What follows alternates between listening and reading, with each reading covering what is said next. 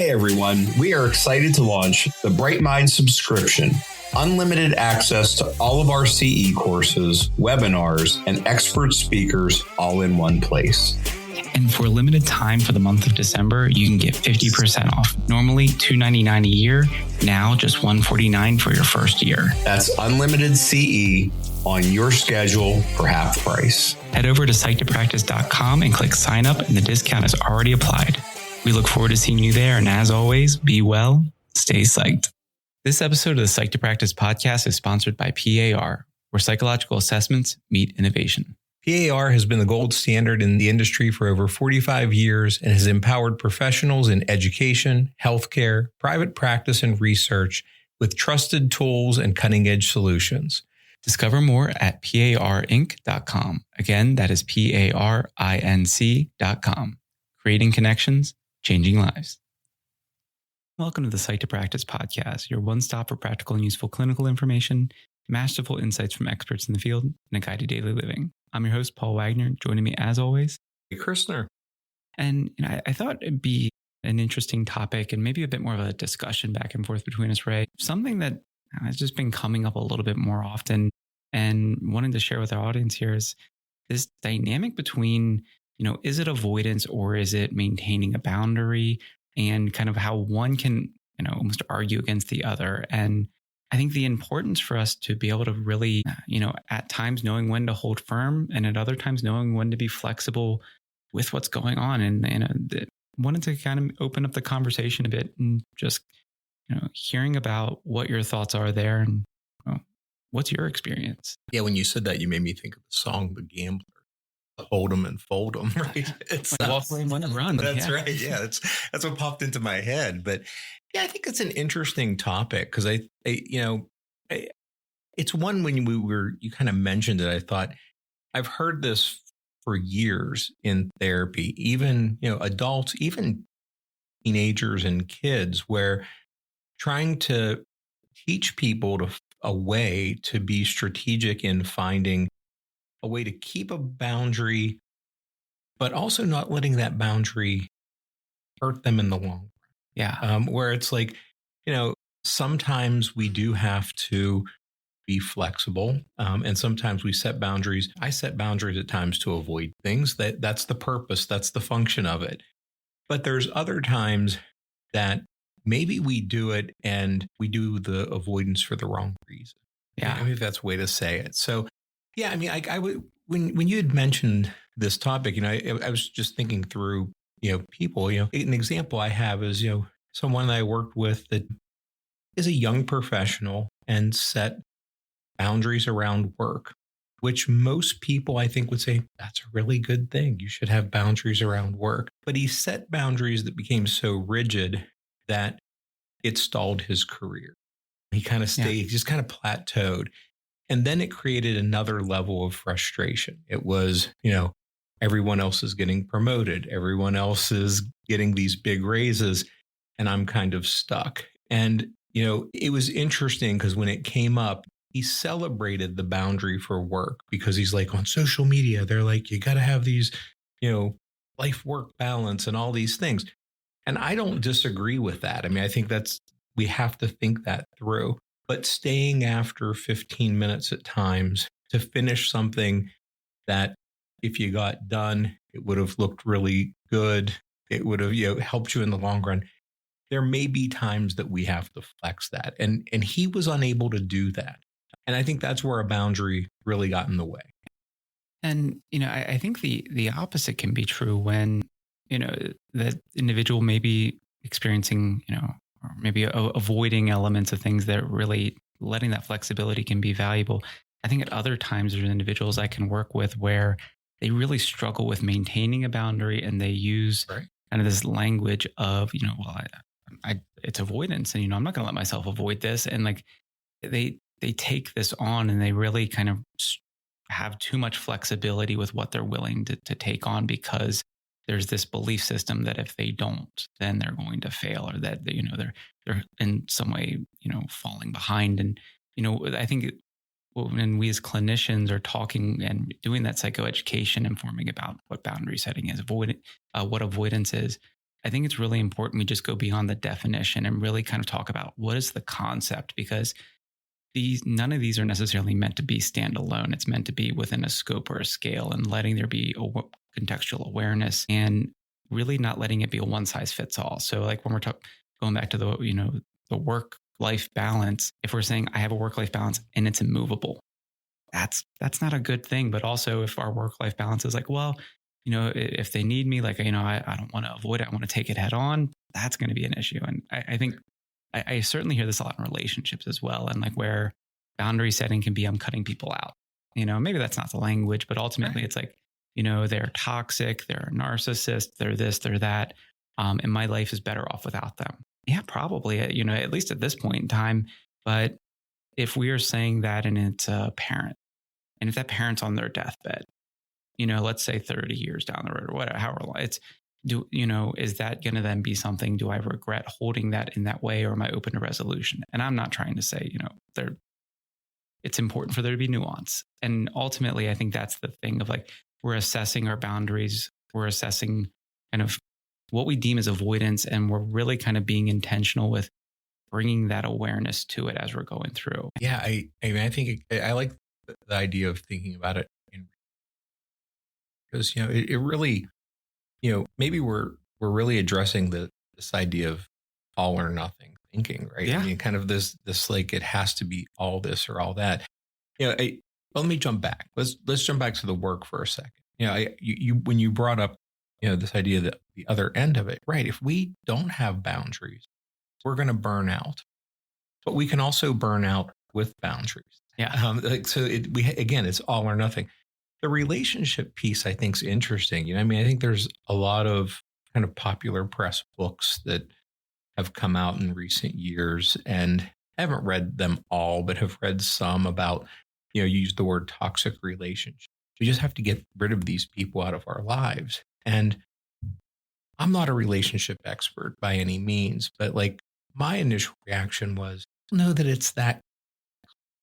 Yeah. And like, listen, there are times there are people in my life I kind of wish I could just set a boundary that I wouldn't be around them. But then I have to think about, is that something I'm going to regret later? Mm-hmm. And is this cutoff the right boundary, or is it learning to set different flexible boundaries with that person? And I know that sounds weird, flexible boundaries, but I don't know. I don't think boundaries are a line drawn in the sand. Well, maybe they're a wavy line drawn in the sand instead of a straight line. And I think that's how we have to think about it, or at least that's how I think about it. And, you said sand, and I immediately pictured a beach. And now I'm thinking about like, the boundary between the shore and the ocean, it changes. It changes on, are we at high tide or low tide? And I think boundaries are a specific point or moment where it helps us delineate one side versus the other. What am I okay with? What am I not okay with in this moment? But that can shift and change. And I think it's a concern if it flips and changes too frequently or too rapidly. It's hard to maybe build stability. But, if I were to say, all right, here's, there's the tide, here's the sand, I'm laying all my gear down at the beach. The ocean's not going to respect my boundary. The ocean's going to come in, it's going to move in. It's, right.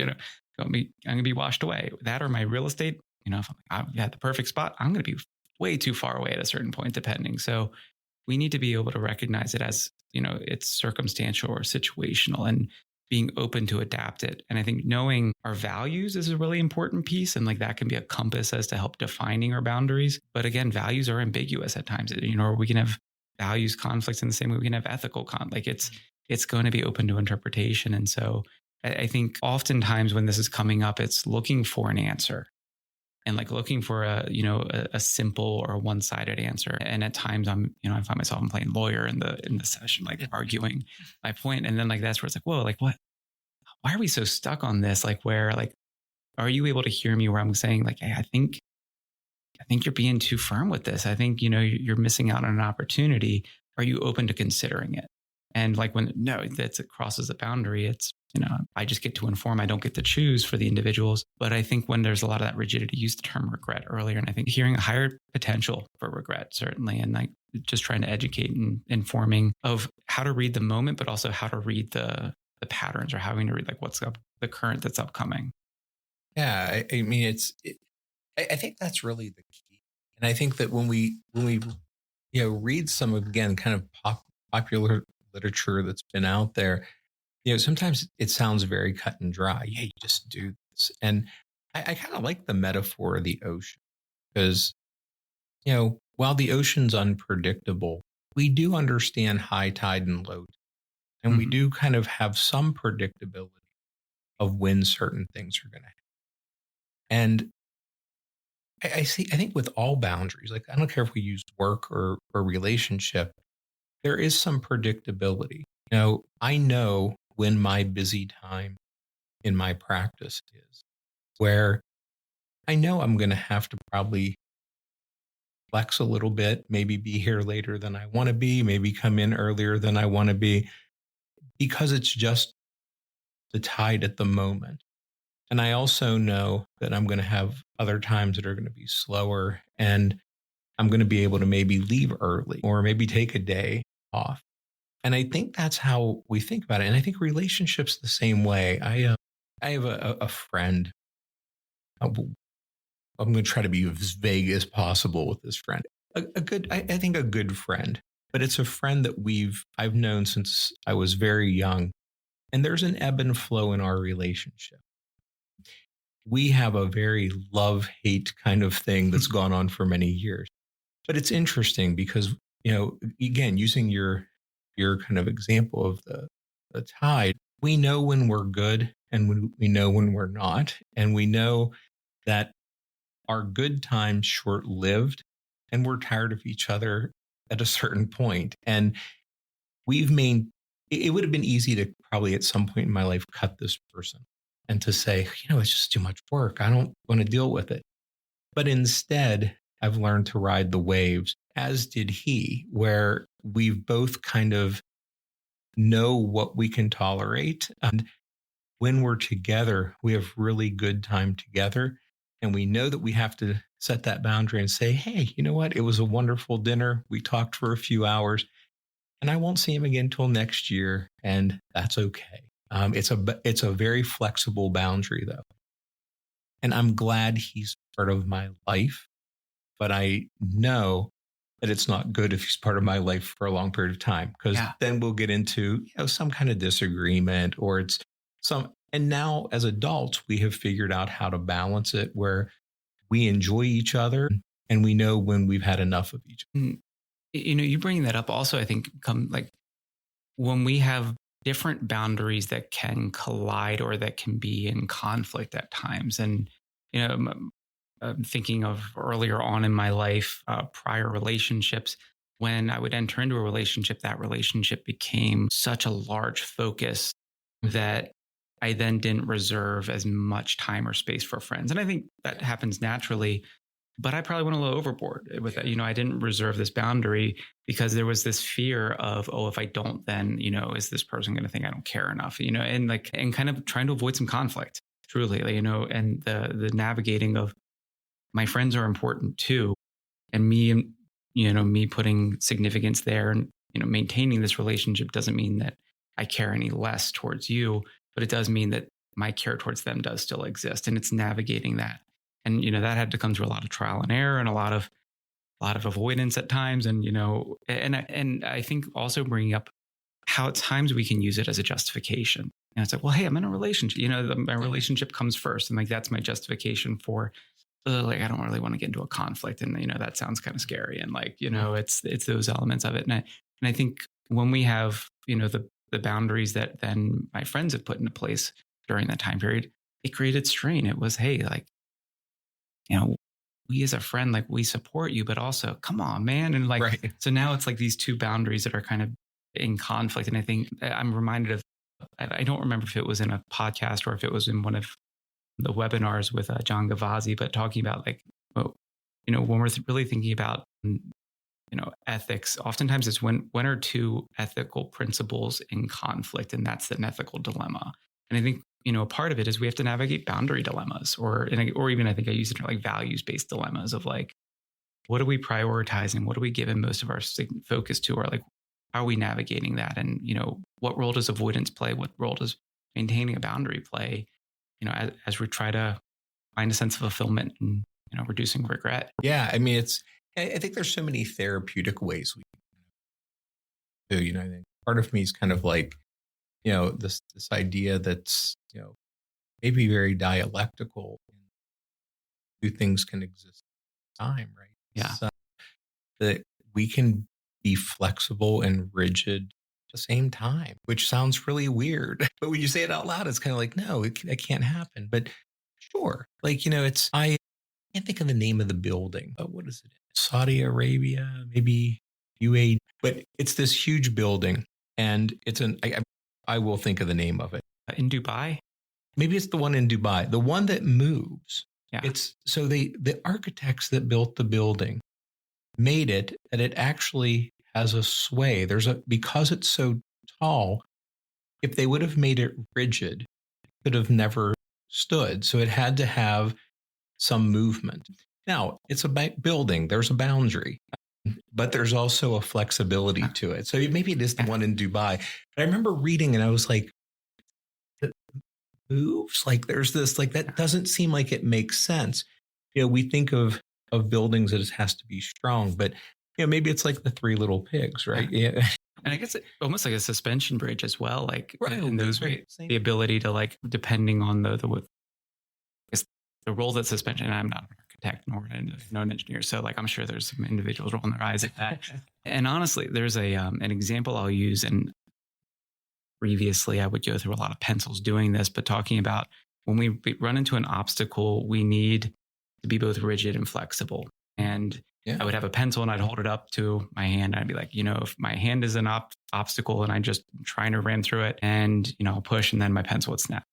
Broke like 3 pencils and I realized I was like, this isn't sustainable. So gave the visual of it. And then I had a piece of string and I was like, okay, it's not even crossing it, but it's far too flexible. We're not having the ability to direct where it's going. And so then I got a paper clip, and a paper clip I can bend around and I can, it can hold its shape, but it can also adapt to what the situation needs. And so, great. I talk about like, if I straighten it out, I can use it to get out the SIM card, or, for certain doors, press the little button to unlock it. I can make a little spring out of it. If I wrap it around something, I can make an awful version of a paperclip again. I can make a little catapult. I can do all these different things. So what I need it to do, it can hold its shape, but it can also then adapt to whatever that need is in that moment there. Yeah, that's great. I mean, it's a great visualization. And I think that's really what we're talking about, is getting people to think like that. And, I'm going to maybe counter everything we just said. Listen, sometimes we have to have a rigid. There are cases, especially with trauma or with, violence or whatever it may be. There are times where, this is not a time to discuss flexible boundaries. There's a very specific kind of thing that has to be put in place, but that doesn't have to happen all the time. And I think that's the place where we want. And we don't want the other opposite direction where, it's not, maybe sometimes we can be really loose with things, but that could have its own kind of issue, I guess. So, I mean, I think it's really interesting. I think the more that we can get people to think through the flexibility and problem solve around the idea of, when can I be a patient? Like when can I do that? Like, I was thinking as we were talking, I had a person I saw a while back who has a somewhat of I'm going to use the word toxic relationship with their mother. But when we kind of discussed, something you brought up, you don't talk to her for 5 years and something would happen, where would your mind say? What do you like? Do you think that that's something you would be able to handle? And she's like, absolutely not. Like, there's no way I can do that. So, we, again, kind of thinking therapeutically, we got more into kind of, let's accept who your mom is. We know, like, there is a predictability to some of the behaviors that are toxic. So let's think around what we can accept about her. And then what's the boundaries we're going to commit to and say, hey, if I'm visiting and she starts with certain topics, I'm going to, before it gets out of hand, say, hey, you know what? I just realized I'm going to have to run out. I have something to do. And then we worked on escape routes to some extent. How do we off ramp from those situations?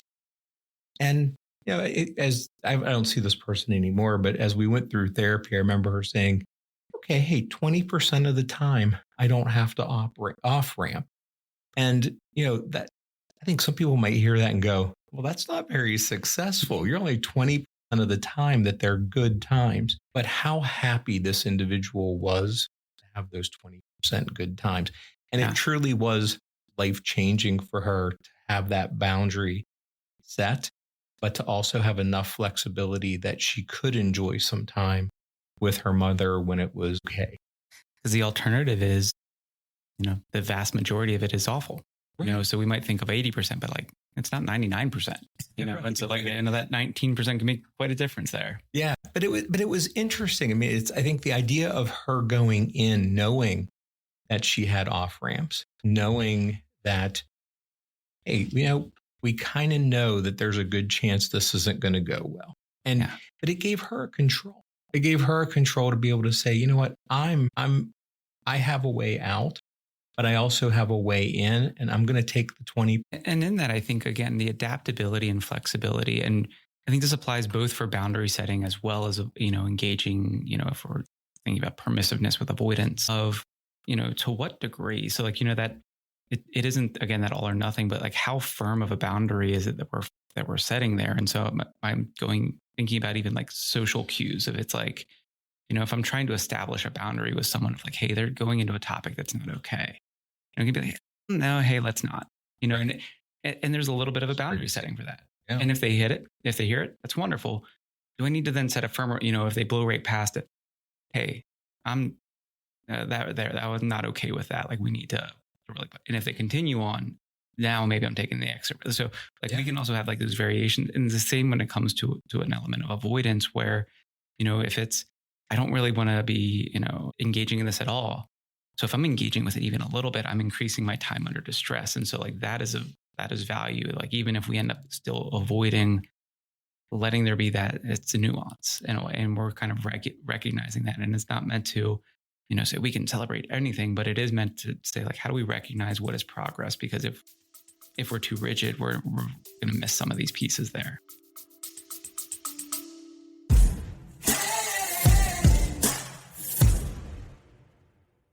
And now a word from our sponsor. PAR's AI Report Writer is an AI-boosted tool that generates comprehensive reports, including interpretations and recommendations based on scores from a wide range of popular assessment tools. Spend less time on report writing and more time supporting students. Learn more at parinc.com/AI. That is parinc.com/AI. And now back to our conversation. Yeah, and I think we always have to look at what are the underlying reasons for all of this. Kind of what you were saying made me think. A lot of this is driven by anxiety. Anxiety of conflict or anxiety of whatever. I have friends who I have to remind that there are certain topics that I'm just not interested in talking. They push the boundary. They'll bring something up, and I'll say, yeah, hey guys, not my, just not going down this path. Like, can we just change topics? But I'm okay with that. Like, I'm okay calling them out. I'm okay with that conflict. I wouldn't be okay if I just stopped going. But that's what anxiety, I think, will sometimes do. And then that would have been a boundary that was too rigid. And I don't want to say I would have lost friends, but there are people I do care about. I want them part of my life. I just have to set. And I guess like kind of the inspiration, like in that, like a boundary that like avoidance that masquerades as a boundary. Yeah. And I think that there's other times where, the opposite can be true where a boundary is masquerading, or difficulty with boundaries masquerading as avoidance in a way. So it can be, either direction there. And it's just the importance of, again, I think really kind of not only just teaching the definitions and, sharing that, but like really like understanding the core concepts. And like when we're talking about, working with individuals, how do they better understand like what is the function? Why am I doing this? Like, what's the purpose here? And does it serve me? Is there going to be regret? And like, this future oriented thinking piece. And because it is really nebulous. And I think we can spend a lot of time going around, but if we can have this, again, I like to use the idea of values or our compass, understanding their core values for themselves and like, how does that help them inform what is worth investing in, or what are they going to prioritize if there's conflict between two? Just letting them make an informed decision that's going to lead to a sense of satisfaction and success, both short term and long term, or they get to decide which one's the priority in those moments. Yeah. It really is. I mean, I think if maybe people walk away with one thing is, I think making sure that we really talk and think through those decisions. And, and I love that people do that in therapy. And I've had many people who want us to just kind of agree and go, what do you mean? Like, what do you mean I have to think through it? Like, this is the right thing. I should set this boundary. And to say like, okay, hold on. Like let's talk about what's driving it. What's the anxiety, and what's the possible regret, and what's the possible benefit, and really kind of doing that cost analysis. I don't know about your experience. My experience has been when I've had those conversations, and I'm going to make up a number. I'm going to say less than 3% of the time do we stick with a firm boundary. And most of the time it's like, no, I'm probably avoiding feeling uncomfortable. I'm going to do it. What do you think it could be maybe a little higher than that. Not much. I don't know that mine's less than, I think I encourage more, let's run an experiment with it, but one that we're okay with failing. But if it can illustrate, and so, I think lived experience can be really informative. And so, hey, are we happy with how that went? And so I don't know that less than 3, because there's times where I'm like, hey, like, let's give it a try, but let's do it in a way that isn't going to be, alter things, or like we can't take it back. And so like, we have to be open to taking that risk in a sense. But so I think it would be hard for me to put a number, but I think the insight that's gleaned, I would say, is like, under 10% regret doing, like, nope, if it worked really well. And I'm like, all right, that's awesome. I'm grateful that we had some information before you took the full, you set the full boundary there. But, oftentimes it's like, it's like the sigh of like, okay, this is more complicated than I thought. Sure. But back to your point of like, when there's clients that might be coming in and so like, it's the right thing. And there might be like a pushback in terms of like, well, let's take the time, and the argument I like to, hey, if it's worth doing, it's worth thinking about, and like, let's kind of break it down. I don't want to get stuck in like over analyzing, but let's analyze a little, let's not be hasty and like be reckless here. So, sure. Yeah. I mean, I think that's, and I love the idea you mentioned about experiments, because it's maybe come full circle. I started with talking about a young professional who, set this really rigid kind of role. And when we started talking through it, the anxiety of being flexible in the boundary was, if I stay a half hour extra one day, then they're going to expect that every day. They expect that every day. Next, it's to be an hour that I'm be there. And I'm going to be there till 9 o'clock at night. There was all these kind of what if thoughts. And we did something similar where I said, well, let's see what happens. Like, let's just for 1 week. Don't do it every day. But if you have to finish something, don't hard clock out. You're a salaried employee. Just see what happens. And he found that it was 15 minutes, I think, may have been the max. And after that week, he said, what was interesting was he came into work happier. This had nothing to do with his boss. And I said, he came in happier. He said, I always felt unfinished. He's like, I would leave because this was the time to leave. And the experiment proved to him not what his boss's reaction was, but he came in the next day being like, okay, like I don't have to finish this. I was done. And so then it got into, hey, let's think about what tasks you can make sure you work on at the end of the day that are not going to be locked in for an hour. Let's be able to kind of do that. Eventually, in this case, as he did that, it was noticed by his supervisor. I don't know, say boss, his supervisor, who had said, "Hey, man, you've been really doing much, better lately. Like your performance has been really good." And I think when we totaled it up over time, it may have equaled that in a month's time, he stayed a total of an hour beyond what his work schedule was. And it was a game changer. So that's why we have to. Yeah. And the other side, and I just want to call this out, and I think we mentioned it, but just the importance of recognizing when we're rapidly switching boundary, no boundary, boundary, no boundary, boundary, no boundary. And I think this comes up a lot in talking about relationships. And it's, I broke up with them, we're back together. I broke up with them, we're back together. Right. Broke up with them, we're back together. And I talk like, okay, well, hey, like, what is the act of breaking up? It is setting a boundary. And what we're kind of illustrating is like, okay, what I'm saying is important only in this specific moment, but the next day it's not important enough to maintain in a way. And I don't know, my thought to that is if we're setting a boundary, not being so rigid that it's immovable, but also if we're setting a boundary and we're considering changing it, has there been enough time for there to be a change? Like what changes from this time to this time other than it'll never happen again. I'm sorry. Right. I feel like better. I feel the sense of relief in that. And so I think, again, like, with that work example, just kind of brought up that relation, whether it's a work-life relationship or dynamic or, boundary, if it's a social boundaries, if it's romantic relationship boundaries, like, I think it's just really important for us to recognize the nuance that's involved. And, if we're setting a boundary, how do we stand by it?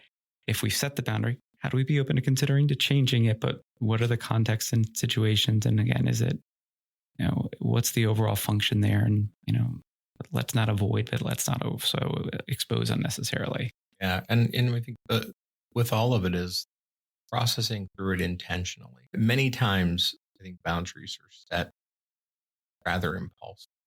We're upset about something. It's like, I'm never going to do this again, or I'm never going to talk to this person again, versus kind of really exploring. And boundaries are really good. They really are. Even if they sometimes are making us avoid some things we could avoid. I avoid poison ivy. Like I avoid it like the plague. There's a boundary that I have around that. There's a lot of things in life that avoidance isn't bad. So I don't want that message to kind of come across. I think that it's just being thoughtful in how we. And with that, we hope we've given you something to think about. And, if it comes up in session, being able to explore that intentionality. But we'll be back in 2 weeks. Until then, be well, stay psyched.